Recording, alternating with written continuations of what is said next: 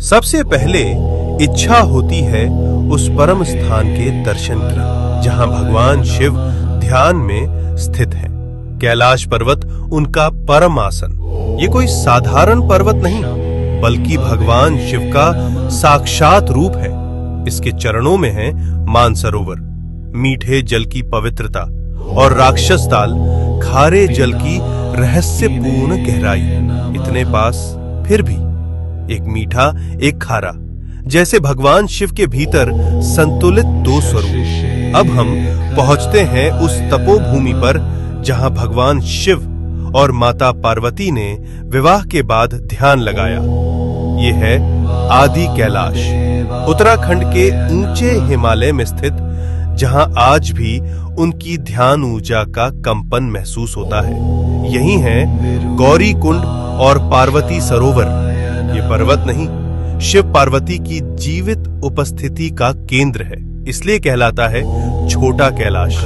और पास ही स्थित है ओम पर्वत, जहां बर्फ पर स्वतः उभरा ओम दिखाई देता है, जैसे शिव का मौन मंत्र इस भूमि में गूंज रहा हो अनंत काल से। अब हम बढ़ते हैं हिमाचल की उस रहस्यमयी चोटी की ओर जहां विराजमान है स्वयं भगवान शिव, जिसे कहा जाता है मणि महेश कैलाश। इस पर्वत की चोटी से दिखाई देती है एक दिव्य मणि। मान्यता है जब भगवान शिव प्रसन्न होते हैं तो ये मणि दिव्य तेज प्रकट करती है, जो भक्तों के जीवन में भर देती है एक दिव्य प्रकाश।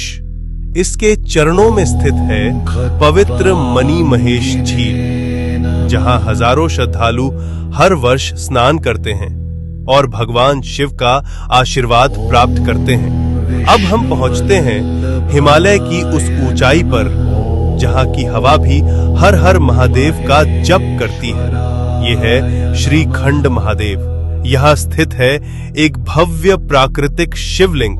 यहाँ तक पहुंचने का मार्ग अत्यंत कठिन, लेकिन कहा जाता है जिसे स्वयं भगवान शिव बुलाते हैं वही इस दिव्य शिखर तक पहुंच पाता है। श्रीखंड महादेव केवल एक शिवलिंग नहीं, ये है भगवान शिव का हिमालयी सिंहासन। अब हम पहुंचते हैं भगवान शिव के एक और दिव्य धाम पर, हिमाचल की उस रहस्यमयी भूमि में किन्नौर कैलाश। यहाँ स्थित है सदियों पुराना एक विशाल शिवलिंग, जो अपने आप में अपार ऊर्जा समेटे हुए।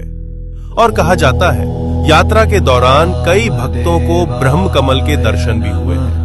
ओम नमः शिवाय।